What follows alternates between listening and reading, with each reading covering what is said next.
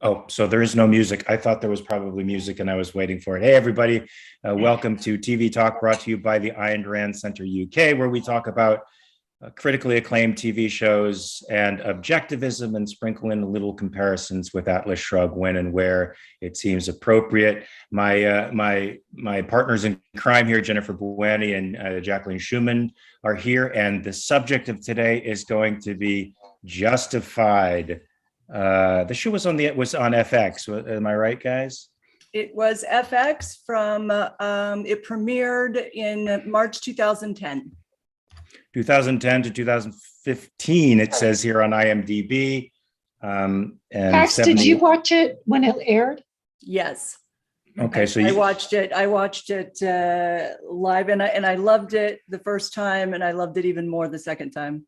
There you go. So I'm going to be the outlier, as I seem to be in pretty much every scenario where objectivists are talking about movies. I seem to be the guy who has a different feeling about the movie than everybody else. So this thing gets an 8.6 rating on IMDb, which not a lot of people put stock in that, but I do. I don't see anything below a 6, and I have noted that anything below a 6 is mostly unwatchable. So, and I think anything above 7s, in the mid 7s and mid 8s, are actually not only very watchable, but quite informative for anybody who's borderline amazing, and definitely informative for anybody who's in the business as an actor, writer, director. There's tons to learn from projects that have that kind of rating. So the show, of course, premiered on FX in 2010, went to 2015. I thought it went 7 seasons, but that's just me. 6, yeah. And the basic scenario is it's about a U.S. Marshal by the name of Raylan Givens, who's reassigned from Miami after a rather suspicious shooting of a nefarious character in Miami, to his hometown in Harlan, Kentucky, where he has to do his U.S. marshaling there, a place that he ran away from, tried to escape for various reasons that will become clear as we go on with this. Now the cast is fantastic. Raylan Givens is played by Timothy Oliphant, who I think is a fantastic actor. I really like him. Art Mullen, who is Raylan's boss in Harlan, Kentucky, is played by the inimitable Nick Searcy. For anybody who doesn't know Nick, he is an outspoken conservative on social media, in-your-face conservative, unafraid of the repercussions that may befall him. And I think that devil-may-care attitude sort of comes out in his character, which is one of the more entertaining characters in the piece. There's Jolie Carter, who plays Ava Crowder, a interesting triangle relationship with Raylan's character. She becomes a love interest along with his ex-wife in the series, and that creates some fantastic geometrical possibilities. I think you, as writers, will be able to talk about all the sticky ins and outs in that. There's tons of sticky relationships in this, and you guys know me. I love sticky relationships. I love no-win situations. I love characters being really bound up by the circumstances they're in, and there's a lot of that in here. So why am I not a fan? You guys will tell me. I don't know. You guys will tell me in a minute. I want to round out the cast. There's tons of great people in this, but one of my favorite actors, Walton Goggins, plays Boyd Crowder, who I think has a fantastic character arc in season 1. That's as far as I got. And I'm sure in the following seasons, it becomes completely contaminated and disgusting and a rationalization for terrible behavior, because it seems like that's just where it's going to go. And you guys can tell me if I'm wrong. But this rounds out a cast of really fine actors. And I think this series could speak to objectivists, which is probably why you guys dig it.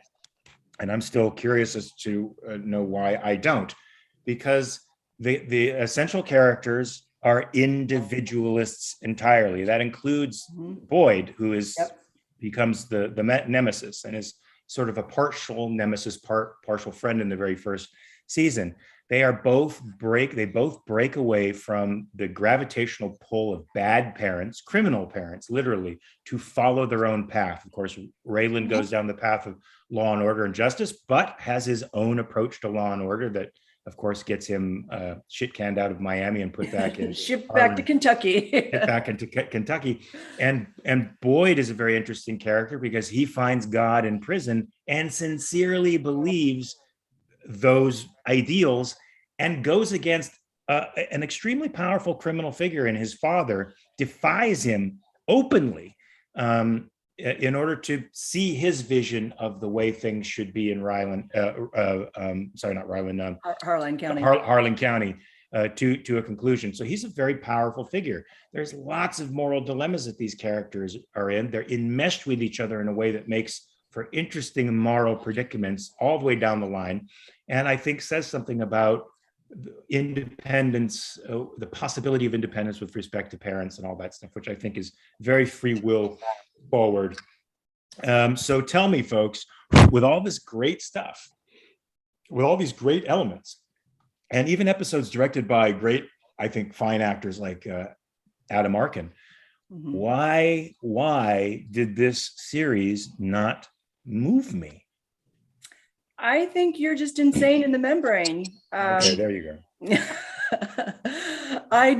I honestly don't know. Well, we were kind of talking a little bit about it yesterday on our call.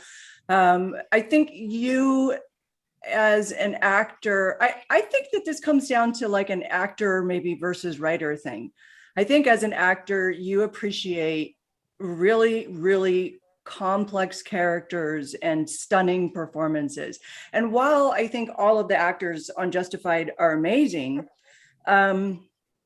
there wasn't the kind of like nuanced acting that I think you tend to really appreciate and prefer. That's my guess on it. As a writer, I mean, the show couldn't be a better show for, this show is so well written and so well done that it really impresses the hell out of me. Give me some specifics. I mean, I alluded earlier to all the geometric possibilities. I get that phrase from Julie Plec, who wrote Vampire Diaries and did a show that I did called The Tomorrow People. She was one of the co-executive producers on that, creators of that. And when she talks about geometric possibilities, she's talking about love triangles and relationship structures where there's tons of conflict and potential conflict in the relationships. Is that partly what you mean as far as a writer is concerned? I love the conflict. I will say that this show wouldn't work if it weren't for Boyd Crowder's character. The contrast between Raylan and Boyd is like mirror opposite, but the same at the same. It's beautiful. It's like a perfectly, in my opinion, it's a perfectly executed conflict between these two men. And what I love about, and it is kind of, an objectivist wet dream to watch this, because Raylan is just every bit an Ayn Rand hero, down to every choice that he makes, and he has opportunities to go the criminal way, go the wrong way, but he always chooses the moral and the right thing to do, even though he does have his own sense of what morality is. And I think in a very strange way, Boyd Crowder does the exact same thing. He does what he thinks is the right thing to do, but then somewhere along the way, he justifies for himself why it's okay to do the wrong thing or to break the law, basically. Yeah, so what's interesting about those two characters, and you guys can tell me if I'm forgetting anything, Raylan and Boyd grew up together, and they worked in the mines of Harlan County, Kentucky together, in the coal mines together. And Raylan saved Boyd, didn't he, from a cave-in? I think it's the other way around. Okay, Boyd saved Raylan and from a cave-in. But their connection with each other is that visceral. It's the visceralness of childhood friends where one has been saved by the other, literally. And Boyd has chosen to go one way. At the very beginning of the series, you see him as sort of a white supremacist outlaw. Who's just kind of using that as a shade to go rob banks, basically. Using that as a means of recruitment and as a means of, which is what he uses Christianity for later on. But yeah, he uses ideas to draw people into his world and then become a lawless character. and Boyd, of course, went the other way. But he's a law unto himself as well. The opening scene you see with Raylan is him walking onto a crowded hotel rooftop in Miami, and he sits down across from what becomes you come to learn is a suspect, and they have a completely old-fashioned Western style face-off with each other. All that's missing is the dusty street and the tumbleweed going by and everybody clearing the streets. They're in a crowded Miami hotel, but the same face-off happens in the first 4 minutes of the film that sets the tone, tells you everything you need to know about Raylan that you'd see in a Western. So, I mean, what about that dynamic of two men who grew up together, who have an investment in each other the way these two did, and that then split off in their own way, in their own separate, equally powerful ways, and then come back together again? What about that is interesting, or did you already sort of allude to it? I mean, what about it is? I think in some ways there's something about them that they're not that unlike each other, and like what makes Raylan right so interesting is he goes back to his hometown and he's battling these roots of where he came from, and you can see it that it's somewhere along the line, and it may have been season 2, where his aunt told him something, and he's about to shoot somebody. He's about to take somebody in the law into his own hands, and you can see that's his natural instinct. But then, like, a memory of his aunt is reminded, and you don't know what she said, but you can almost sense that it's, you're better than this. You're better than this place that you come from. And that he spent his whole entire life and career believing that and following that. And he faces this at this moment. And then he chooses to stand down and not take the law into his own hands. And you see that, and then Boyd on the same hand, he's also battling these demons. He just takes the more immoral route, right? But there's a love between them too. Like they're like brothers. And the phrase "we dug coal together" is often used, and it means that we're bonded. Like that's their version of saying we're family. Like going to war. Like if you were on the front lines together, there's something about that experience that bonds you to, irrespective of what your individual values are in life, right? And that, that's a really interesting thing that you bring up, because correct me if I'm wrong. Yeah, it was in season 1 when Arlo is in the veteran drinking hall, whatever the hell it's called. Oh yeah. The bar. And there's so much great conflict between Arlo and Raylan. And Arlo actually, like, Raylan's not allowed to go in there because he's not a vet, and you have to be invited by somebody. And then I think at one point Arlo invites him in, and the doorman is like, "Well, you have to be a vet." And Arlo looks at the doorman and said, "He's fought plenty of wars," which I think is like, that was actually like really, beautiful moment, I thought, between the father and son, even though the father is, a fairly despicable person. Hey, I do want to get to, we've got a lot of super chats. So I just want to shout out to Stammy is bored again for a pound, and another pound as well. Allie is saying, "Happy New Year's, ladies," and Mark. Huh? I was Happy New Year. We haven't said that. That's right. Happy New Year, everybody. Keep doing what y'all are doing. Always a fun time watching y'all and having clubhouses afterwards. Keep it up. Yeah, we missed our clubhouse last time, so we have to make sure we get to that this time. Jeff Bannister for $5 says, "Finally, thanks for covering a series I love and have seen completely." So that's great.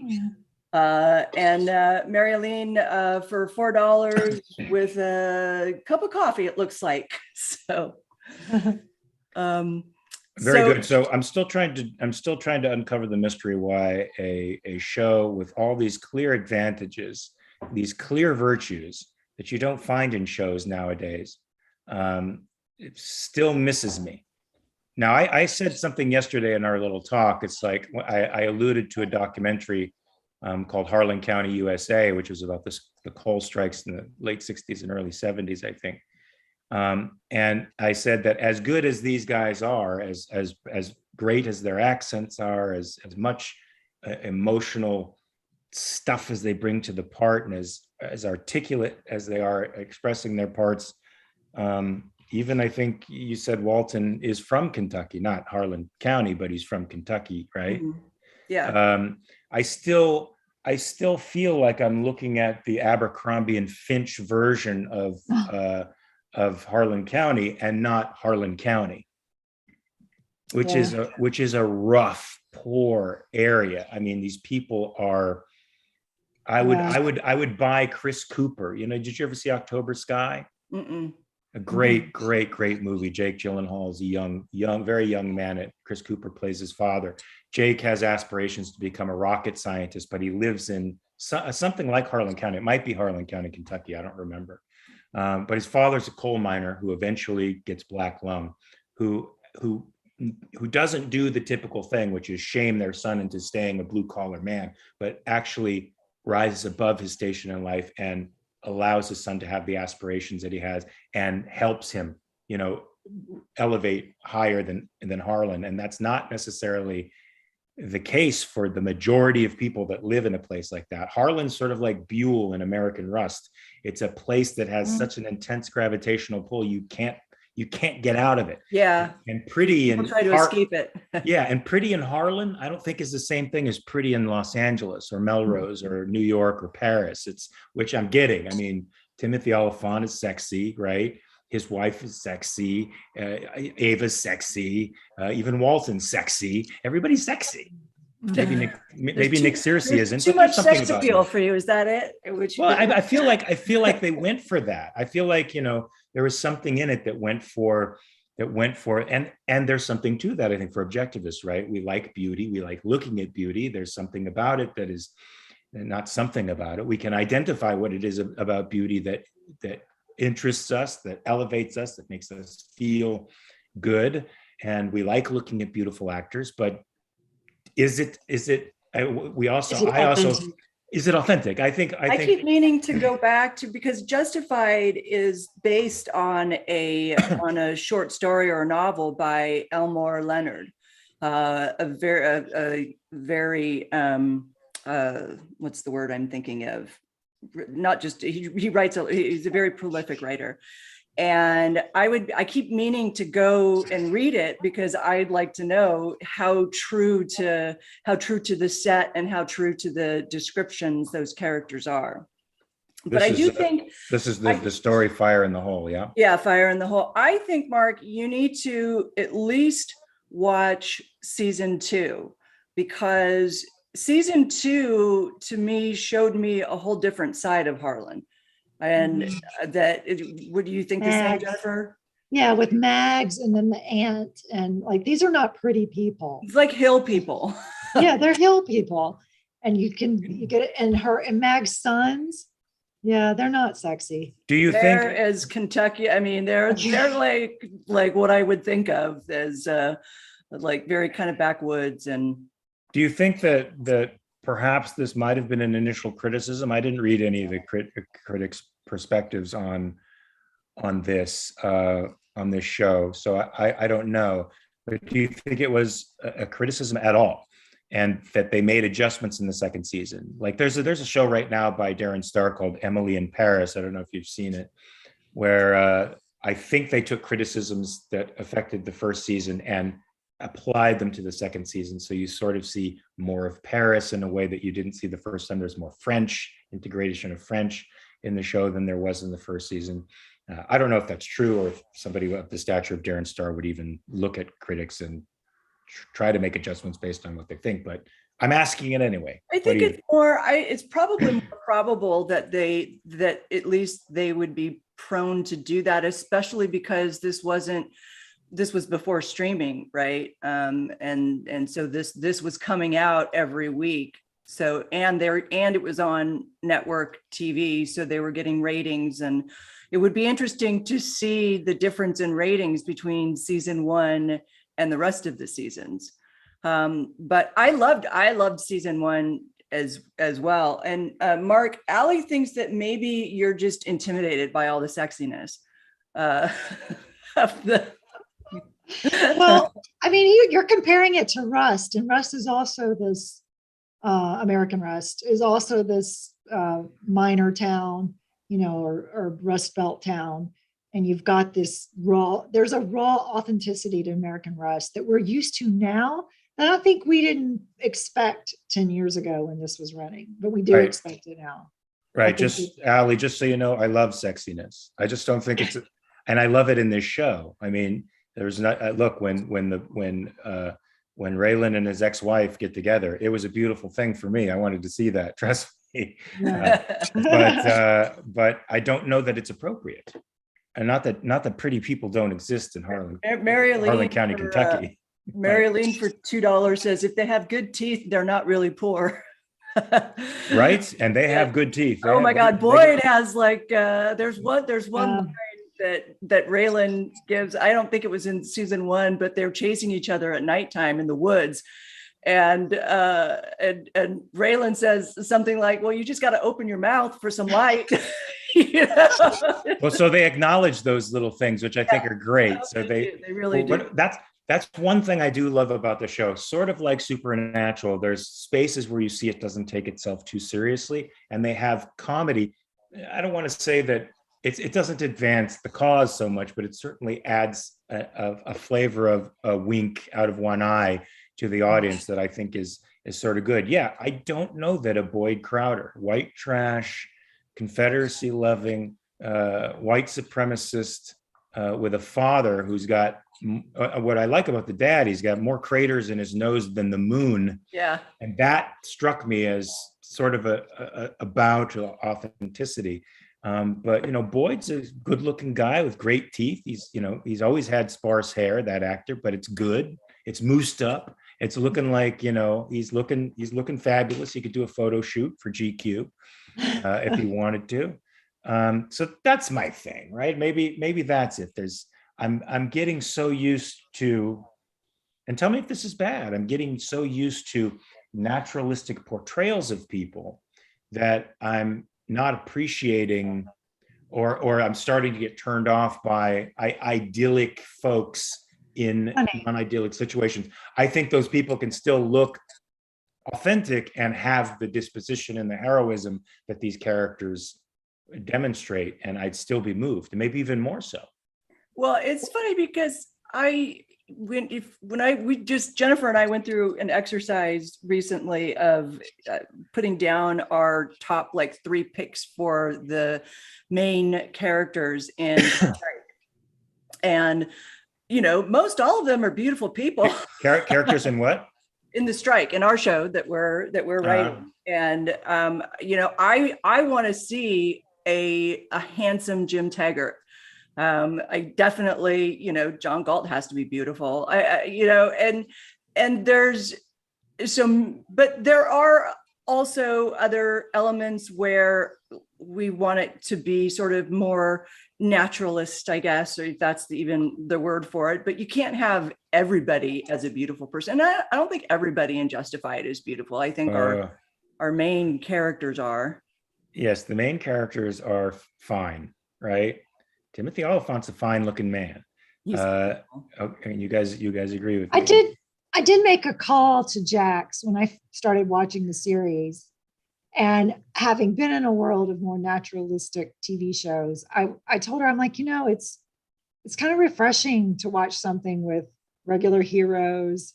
It's kind of a little bit of escapism, a little, to see the pretty people. We haven't seen that in a while, and I enjoyed it for that reason. It was kind of like I got to sit back and relax a little and take a little less notes and just enjoy and be entertained.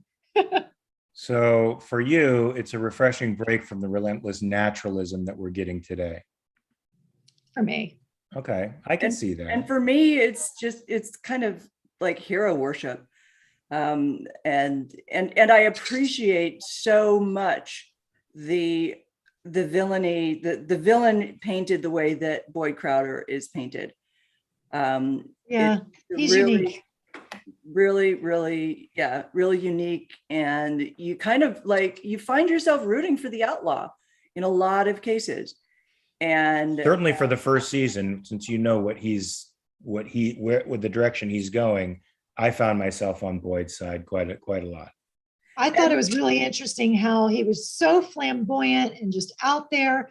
And when all his men died towards the end, how he turned inward and he got silent. And you'll see that carried on in the beginning of season 2. He's truly affected by the fact that his actions led to the death of his men. He's in an existential crisis, which is great. He's in a crisis of faith because he thought he was doing God's word. He thought God was speaking to him. And he thought because of that, no real harm would come to him or to the people that he was shepherding. And of course, that didn't happen. So. I love it when he, at that moment too, after he buried the men and he sits down and turns inward and he prays over them and he sits down and he just says, was I talking to myself this whole time? I thought that was heartbreaking, absolutely heartbreaking, because he loses his faith. And, even as an objectivist, like who doesn't believe in God, it was real to him and he lost it. And that's heartbreaking. Indeed. Yeah, that definitely is a great moment. And he played it very well. So, So Allie for $5 says, Virgil, your character that you play in Rust does have some dance moves in American Rust. So what you said fits. Sure. I'm not sure what it was that you said that fits, but because this was like a few minutes ago. And thanks again. Sammy is bored again with a banana for a pound. Okay, fantastic. What was I going to say? You guys talk because I have to remember what I was going to say. I'll say that, so one of my concerns watching Justified this time around, as a writer, the first time I saw it, I wasn't, focused on screenwriting, and I was a different kind of writer. And so this time around, I was actually concerned that I wasn't going to see a good enough arc for Raylan. Boyd has a great arc. He's got a fantastic, season arc and series arc as well. And I had to look I had to look for it. But then I started to see Raylan is, he doesn't change that much. His behavior is consistent and moral and right. But there's an internal arc that starts happening with Raylan. And it's hinted at in the first episode when he goes to who's the character that Natalie Winona, when he goes to Winona's house and Winona's married to somebody else, but he kind of shows up there like in the middle of the night, scares the shit out of her husband, who is this shady real estate dealer. And Winona and Raylan are on the back porch talking. I think he's like drinking a beer, and he said something like, well, tell him I'm not angry. And Winona looks at him and said, Raylan, you're the angriest person I've ever known. Yeah, that was interesting. And you see that there's so many demons that he battles internally with how he was raised and his father, and and his father betrays him at every turn. But does that come off? Because I feel like we're in that network television thing where we have to have a likable lead, and they say you're the angriest man I've ever known. I don't see it. I know a lot of angry dudes. I know a lot of angry guys on the mat. I know a lot of angry guys in the gym, and he doesn't strike me as an angry guy. He doesn't. Is it me? Is it me missing it? What am I missing? I think he can be. I see it because I've been at certain times in my life, I have been like super, super angry internally, but nobody would have ever known about it ever. But I mean, as an I was actor, super angry this morning. Did you guys know? I did. I knew it. I felt it. Yeah, but as an actor, I think this is something that has to be there in your persona. Like, I'll give you a perfect example from history. All right. This might have been before Andrew Jackson was president. You know, it might have been when he was a judge in Tennessee. There was a drunken, disorderly man in a saloon. Nobody could unseat him from the saloon, and he was causing problems. Somebody whispers to somebody else, "Get Andy." Now, Andy was about 6'2", 6'3", 135 or 140 pounds. He was a very skinny guy, but he was famously Flint-like and famously acted on his anger. And you guys probably know that he lived all the way to his death with a bullet lodged in his chest from a duel that he had with a man who insulted his wife. And that wasn't the first time that he'd done that. He had a scar, I think, across his face when he was 13. He was hit by the broadsword of a redcoat because he refused to shine the guy's shoes. He wouldn't be a slave. He was a tough son of a bitch. There's a reason they called him Old Hickory. So somebody said, "Get Andy." Andy came to the saloon, opened the door. The man was there. Andy looked at him, said, "Get out." And the man left. And when he was asked later on why he left, it was because he said, "Oh, because there was shoot in his eyes." So I never get that impression from Raylan. I know I'm supposed to because he does it, but I don't get that impression when they're in close and he's in somebody's eye that there's shoot in that eye. I know I'm supposed to because it's the story. Yeah. Maybe that was a lack of acting. No, I don't know. He's a very fine actor. I don't know it's that. I just don't think that's him. And maybe I'm wrong. Maybe he's a scary, freaky, you know, like there's some actors out there, Frank Grillo, people like that who really can beat people up. I mean, there's no question that they can do that. And when they look at you, you know, it's like, I'm crossing a line I may not be able to walk back from and be in one piece. And I know I wanted to feel that and never did. And maybe that's the gravitas that's missing to me. I see a lot of good stuff, but no gravitas. Right? He's an old Western character. He's some like a Shane. He's somebody of real moral stature and heroism and no quit, no back step. I won't move. That's I know guys like that. And when you know guys like that. That's a good point, because anytime the Outlaw Josie Wales comes on TV, I like Clint Eastwood's portrayal of Make My Day, the grit in his teeth. Oh yeah, I mean, you just see it. You see it in his eye, and I mean, maybe that's just because Clint Eastwood, you know, that's just Clint Eastwood's look. But the way that he portrays it, I thought was really good. That was like grit and, you know, fear. In Dirty Harry, there's no, know he's the guy who's not going to fuck around. Yeah. If he points the gun at you, it's going to fucking go off. You are going to die. There's no question about it. Even when you look at guys like John Wayne and True Grit, and I think even Jeff Bridges did it very well. He did a rendition of it. Even though I don't think he's that guy, he was able to act that even though it's the little girl that has the real grit, he's able to act that Rooster Cogburn thing. And in the Cowboys, I don't know if you ever saw that. I mean, John Wayne would go into bars and get in fights because and I know guys, most of the guys I know are like that. They just won't back up. And maybe Timothy's not, maybe I'm completely misreading his character as a human being. And he's not, you know, that latte sipping, play reading, you know, actor that there's something really interesting. One of the things that's so appealing about Raylan as a character is there's a type of grace to him that to me is very masculine. And he always, the way that he walks around and he has his hand on his gun, and he just casually has his hand there. He's like, so like his gun is an extension of him, basically. Every time It's that an extension of his penis. no, in this Haven't you ever case, read I Freud? don't think it is. Is that a gun in your pants, or are you just happy to see me?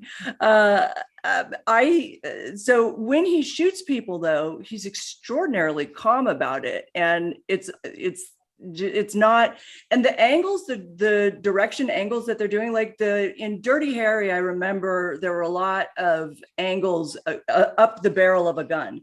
Right, you see Clint Eastwood like pointing the gun down, and then you see the guy's POV right from down there, and just this big ass gun pointed at him. And when he's saying, "Now, you're wondering, did I shoot 5 or 6?" And the way that Raylan, like the way he handles his gun, is very sexy and masculine. It's very Western-esque. It's very Western with a modern piece, which is true. That's true. When Winona said, "You're the angriest man I know," it was like, wait, what? It was shocking, right? Because you weren't picking up on that. And I took it as, well, that's a mystery that we're going to have to watch more to find out. So because he's so controlled, and he's controlling that anger, but someone who knows him better than anybody is able to tell us, the audience. See that, Jennifer? Did you see that? Did you see the anger? She didn't. No, I didn't. I was telling you when she said that, it was like a reveal, a plot twist, and I saw it as a mystery. No, but have you seen it throughout the seasons? Well, I only watched the first 2 seasons. Okay. So look, as I'm saying, I'm comparing this to people I know. One of the men who taught me how to box is a killer. He's a handsome dude. He's funny as shit. He's a stand-up comedian too. You'd never know in a million years that he was a undefeated professional boxer and a Division I wrestler. But there are times when stuff happens, when people rub him in a certain way, that happy-go-lucky Irishman that he is, who's just funny and smiling all the time, goes right the fuck away. And something else happens, and I've never saw that turn. I never saw the switch, and that's probably because it's such a thing. I mean, my friend came from Virginia, from a family of professional fighters, and they scrapping, their whole lives. I mean, one of his brothers, they have hundreds of fights under their belts, and that does something to you, right? That's something you can't, unless you're a genius and fantastic. I think Christian Bale was able to capture it in The Fighter. But I think, it's something that you just either have or you don't. You either have that thing that makes you look like you're a fucking lion. You're a predator in the wilderness. You're going to kill you're going to kill. You're not going to stop. And that switch happens or it doesn't. I think you see it in somebody's eyes. So do you think Boyd Crowder has a kind of meaner disposition about him, or a fighter disposition about him? Boyd is more believable he's my favorite character, I think, in the whole piece. And I'm not saying this, I love Timothy. I just say he's my favorite character because he's like many villains, he's going for it. The heroes in stories like this are reactive, and the people who drive the story are the Boyds of the world. And he's the one who has, at least in season 1, the moral fire to do what he wants, and the I have nothing to lose sensibility to him, which a man of that deep of faith really has, that makes him scary and capable of anything. Right? There's just enough off about Boyd that I get the same sense that Sonny Liston got when he would talk to Muhammad Ali before they fought. Sonny Liston was the baddest man on the planet, and he was scared shitless of Muhammad Ali because he thought he was crazy, because he didn't think there was any limit to the guy. He'd never experienced a guy who went off like that, did what he did. And most people were intimidated as shit to be in the ring with Sonny Liston. I would too. He had fists that were twice the size of a normal man's hand. He was a very, very good fighter, and he was mean. You want to see I won't back up. Look, watch any stare down with Sonny Liston or George Foreman, who imitated Sonny Liston. That's the look I want to see in Raylan's eyes when he's looking at somebody. George Foreman looking into the eyes of Joe Frazier. And you do we see get that there, Jax, before the end of the series?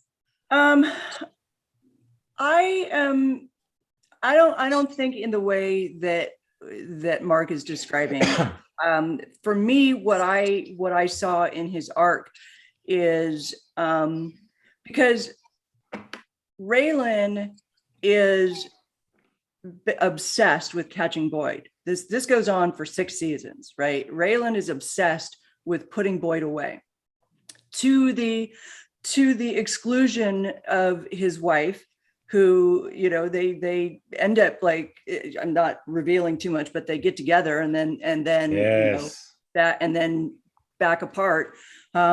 Every choice that Raylan makes is, there's one big thing that I can't give away yet, but every choice that Raylan makes is at the expense of other people to pursue Boyd. What did Boyd do to deserve this attention? I'm forgetting. Am I forgetting something in season 1 that happened? He kills a man and he knows it. Raylan knows it, but nobody else does, right? And so he wants to get him for that. Right. It's the murder that happened on the bridge or whatever. Yeah, it's the murder on the bridge. It's the bank robbers. I mean, he's a straight up criminal. And then he goes back, like he spends a season trying not to be a criminal and doesn't work, and then just becomes even more of one. And then, you know, casualties, right? People die, and Raylan wants to put him away. So what I see in Raylan's arc is at a certain point, he starts to kind of prioritize his, like, realize what his priorities are. He's got like family to worry about, and he, you know, he seems to be a more relaxed and casual, like accepting man at the end of the series, and not he's really stiff for me, which I like. I like that he's that in the first several seasons he is as graceful as he is. He's just a very, like, you can't rattle him. It's really hard to rattle him. But then at the end, he just seems to be like a lot more comfortable in his skin, I guess. I'll tell you who I'm afraid to be in a room with, out of all the characters, would probably be Ava Crowder. Yeah. Does she go on to do something even more interesting? Because she's a killer herself. She's a really interesting character. She's got a great arc as well. Winona doesn't really have an arc. I think she's just kind of there as a supporting actor to wear tight skirts and huge heels. She did have that moment in the season 2 where she steals the money. That is true. Oh yeah, that was actually a big moment. Yeah, it was big because right before that, she and Raylan were falling back in love, and I remember just being like kind of taken by their love story, going, that really felt truly authentic, like a real love story. Like I was totally buying it, and that's rare on TV, I think. And then you have this moment, she does this horrible thing. She steals $100,000 or more from the evidence. And you see Raymond, like, it hits him like, who is she? Yeah, Who is this? I'm trying to be the good guy, and I'm falling in love with someone who steals money from the evidence room. Because Winona is very much the moral backbone. And for her to do that, for her to break the law like that, it just upsets Raylan's whole concept of what this world is. Yeah. As it should. You know, there's a guy, Jerry Burns, who played the part of Win Duffy. Oh, he's awesome. Yeah. Now, does he appear throughout the series, or? Yeah, they kept because his performances were just so he steals the room every time. He steals the scene. I've worked with him. I worked with him on a movie called 214, I think the movie was called, and he ended up playing the therapist in Breaking Bad. Breaking Bad, right? And I did like, here's a character who's touted as, everybody says, oh, he peeled the guy's face off and sewed it to a basketball or something like that. He's just a sick freak. And actually, it's the juxtaposition of that image and what he's capable of, what you've heard he's capable of, and the way he deals with people, initially, which is to be unafraid and calm and cool and collected, and that leaves you off balance in a very cool way. And when he blows his cool later on, when he's not getting his money, you start to see that psychopathic, malignant, narcissistic personality come out. And I thought that was quite brilliant. I love Jerry Burns. I think he's I love actor. The quirks that they gave him, that, he's a total tennis freak. He's watching tennis all the time in his camper. Really?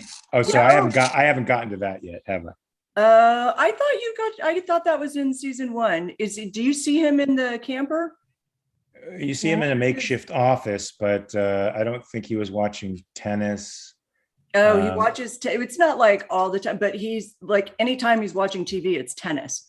And he knows, like all the stats and everything. And his bodyguard, who, he's a badass because he has cauliflower ears and he's just this big dude, Mikey, who he calls him Mikey. And they're always he's always in a suit. Mikey's always in a suit. Wherever they go, they're in a suit. I just like those kind of stylistic and quirky elements that when you're introduced to him too, he's broken into Winona's house. Mm-hmm. And he just says, I'm here about your security. And he's saying very innocuous things that wouldn't necessarily arouse suspicion, but he's doing it. He's moving close to her and he's very threatening, but it's so underplayed that you get exactly the message that you're supposed to get from it. That's a really hard thing to do. And he did it beautifully. Yeah, he did do it well. And Jerry's probably not a tough guy in life, but he doesn't have the same thing. He doesn't have the same acting problem to lift that Timothy does. One, I can't remember what his name was I still, like, after 6 seasons, I can't remember what his name was in the show, but he's the one who is the other marshal, who is the sniper and the war vet. Uh-huh. I loved his character as well. I wish that they had done. Jacob Pitts. That's Jacob Pitts, who plays Tim Betterson. Tim, that's right, Tim. Because Tim is one of these people. He's a full-on sniper and a better shot than Raylan even. And he's so cool about it. But a really interesting thing that you see this. He's got like massive, like PTSD from the war. And at one point in the series, Nick Searcy says to Raylan, "Do we need to be worried about Tim?" And like, is he just going to come in one day and just shoot us all? But he's a really great character. You don't see him. I think it's not until maybe season 3 that there's a really great kind of face-off between Tim, who is, you could see as like Raylan's sidekick, and a new guy that Boyd brings on, who you could say is Boyd's sidekick, and they both fought in the same war, and they have this like really great discussion and face off. And I like those kinds of details. They gave the supporting characters really good stories, good dialogue, great range for acting, I think.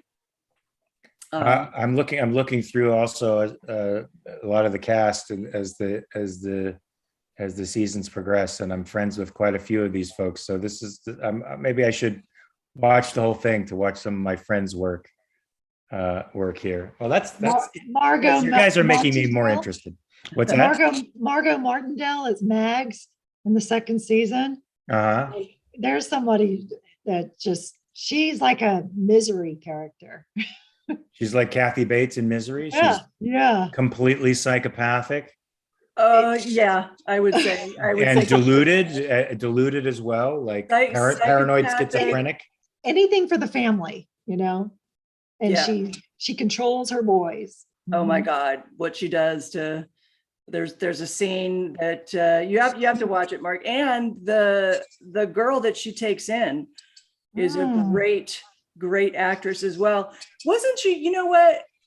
I think she's the girl from Dope Sick. Is she? I think she is.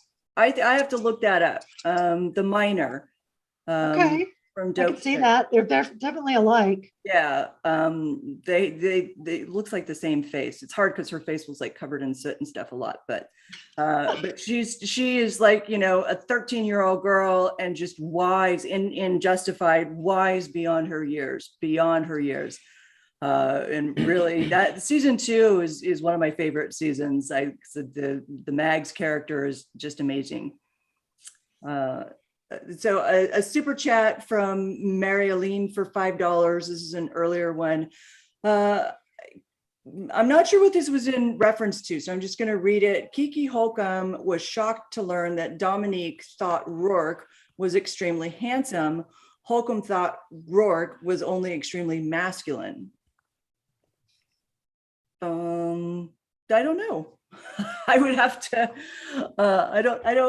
I do not know. The difference between handsome and masculine. That's interesting. But anyhow, so. Yes, one can be masculine and not be handsome. For sure. Oh yeah. I can think of several. I can think of several handsome men who are sort of metrosexual, who don't fall into the masculine. Yeah, it's like this. It's a little Venn diagram. Sometimes there's a crossover and sometimes there's not. Yeah. So what else do we have to do? Do we have anything else to say about this, or have we exhausted the ideas? I was, I guess, for a bit less idealistic portrayal of the people. I thought that would have made it a little more authentic. I'm less for the, you know, the network version of a likable character, lead character, than I am for one who embodies the piece as much as possible, because I think that gives even fine actors a really difficult problem to overcome if they can't access that essential thing that moves the character, that thing that we see in your eye, you know, that I'll shoot you in your eye. But I'm anxious to see if season 2 has less beautiful people occupying the frame, and maybe makes me feel more like I'm in Harlan County, Kentucky for real. I don't know. Yes. I don't know. And then if you've been watching Dope Sick, there's a moment where the DEA agent goes to Harlan County. There's a crossover. I was like, wait, what? So this is a famous county. Yeah. Wow. You guys should look at the chat, because I wrote a suggestion for the possible next show to do.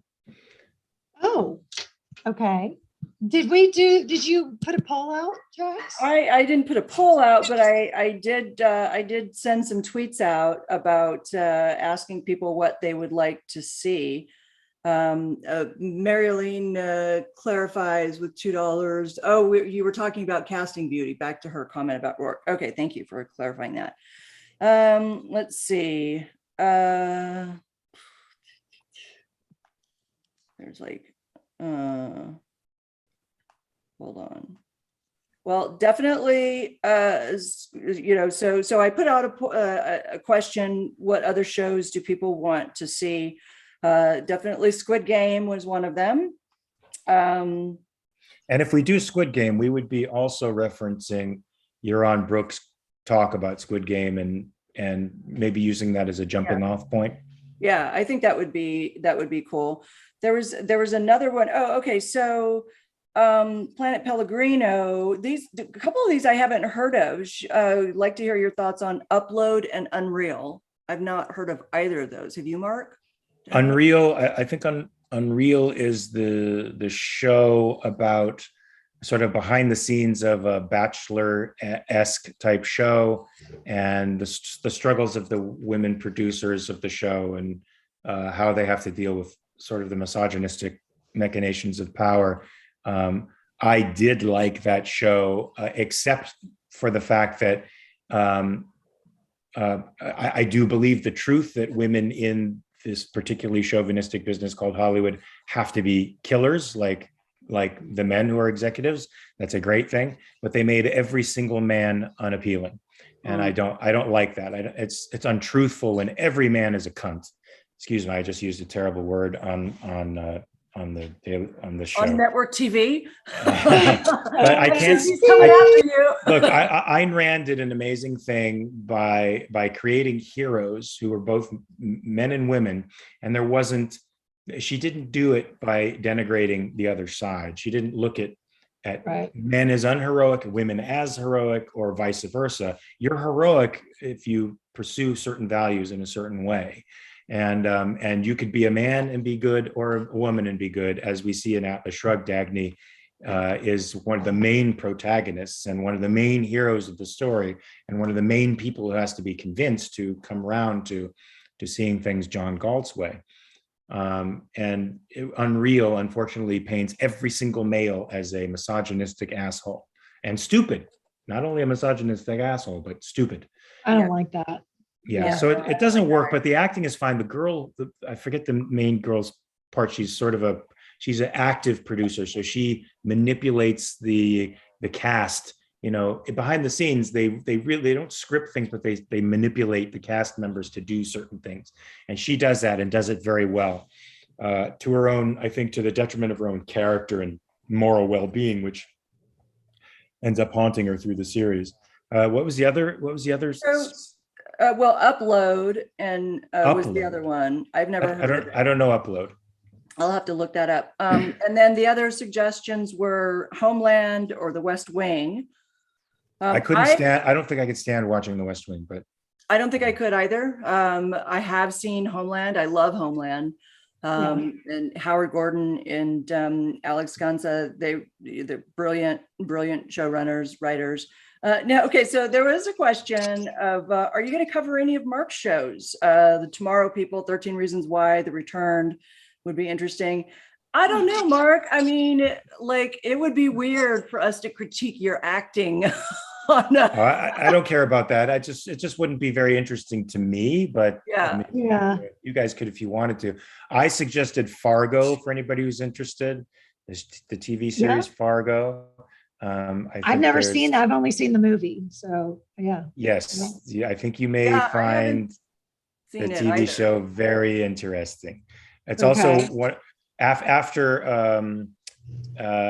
Breaking Bad, it's the second time I'd seen Jesse Plemons' work, who I think is a fantastic actor. He plays a main part, I think, in season 2, I want to say. And he's very good. He's very good as usual. There was another suggestion from Apollo in the chat, Homecoming with Julia Roberts, which I've seen. I liked it. I thought it was great. I didn't like the second season of Homecoming because they do that thing where they switch out all the actors. But that could be sort of like The Detective. Like True Detective. Which I have not seen and would be interested in seeing that. I hear it's quite good. First season is quite good. First season is amazing of True Detective. The second, are they on the third one now? I can't remember. They weren't as, I think they broke the mold with the first season of True Detective. And because Woody Harrelson and Matthew McConaughey were just brilliant in that, absolutely brilliant. So what do we want to do for our next show? It's Mark's pick. You get to pick, Mark. That's right. It is Mark's pick. It's Mark's I'm not going to do it publicly. All right, maybe I will do it. But I just had the inspiration to say Fargo, even though I don't think it was on anybody's list. It's digestible. It's not too long. You could probably watch all 3. Are there 3? 2 or 3 seasons? 4 seasons. We could definitely watch at least 2, because it doesn't really matter. Each one is sort of standalone. I would say. Okay. Yeah. So we'll try to get 2 seasons of Fargo in because we have 2 weeks. Yeah. So we need to announce that. So guys, for TV Talk, we just, in order to ensure that we have some sort of semblance of a life, we decided that we're going to go every other week. pending, whatever travel schedules and holidays and stuff. But that allows us a little bit more time to not have to, do like stay up until 2, 3 in the morning watching TV so that we can. But we're getting a lot of other suggestions, and these are all great suggestions. Good Omens. Any other ones that Good Omens? Good Omens. I loved Good Omens with Haven't seen David it. Tennant. Oh, I mean, I'm just a David Tennant fan. Yeah. I'll watch him in anything. Good. It's really good. Good Omens is good. It's you would like it actually, Mark. It's the fall of the fall of, I don't know if he's Lucifer in it, but it's 2 archangels that are battling each other, which is really interesting. And then somebody else is saying Glow. Yes, I like Glow. Dexter. No, I don't want to do Dexter. I can't do it. Why not? I have a hard time. Like, I don't want to be in a serial killer's head as the protagonist or antagonist or anti-hero or whatever the hell. I just don't. I've seen a couple episodes and I just don't want to live there. I don't want to live in that space. Fair enough. I mean, if it's going to put you in a bad space for 2 weeks, we can't do that to you. Well, Fargo might, but I'm willing to go there for Fargo. We should at least do. Okay, so if we do, Jeff Bannister for $3 says Longmire. Yes, I've heard that was amazing as well. And one of my wife's students, Cassidy Freeman, is in that. She might be Longmire's daughter. She's a very, very fine actress. So, okay, so we've got a ton of fantastic suggestions, and we can kind of comb back through the chat and figure out what we want to do. Let's say for our next time we're going to do Fargo. I think we definitely should do Squid Game maybe after that, and in light of kind of compared with Yaron's critique of it. Maybe Razi could get Yaron to come on the show and we could talk about it. I don't think he'd want to review that. He's already done it. Well, not only has he already done it, would he want to revisit it? And it seems like he was ready to, after he jump out of the plane that he was in when he was watching it. Maybe after he gave his critique, he was, I think, finished and needed a soul cleansing. Yeah. So I don't think he wants to go through that again. But it'd be interesting. I don't know that I have too many differences with Yaron, to be honest with you, but I might. I don't know. I seem to be at odds with everybody in objectivism on shows. Not necessarily. No? I'm going to come back around on the second season of Justified. I have faith. All right, I'll start watching that when I can too. Yeah. Okay, guys. So I think we've finished all our business here. We're going to go over to Clubhouse. Do we have a Clubhouse happening? Let's ask Dylan. Can you tell us in the chat whether or not we got a Clubhouse set up? Razi said there's one. Lord Emperor Razi says that there is one, so we will. Okay, so folks, we're going to conclude this week's episode of TV Talk. This has been Mark Pellegrino, Jennifer Bouani, and Jax Schumann talking at you about Justified, and we'll continue the conversation. Anybody who wants to try to convince me that my perspective is wrong is welcome. I can only grow by learning if I'm wrong. So join us on Clubhouse and we'll continue the discussion. Peace. Fire in the hole. Bye-bye. Fire in the hole.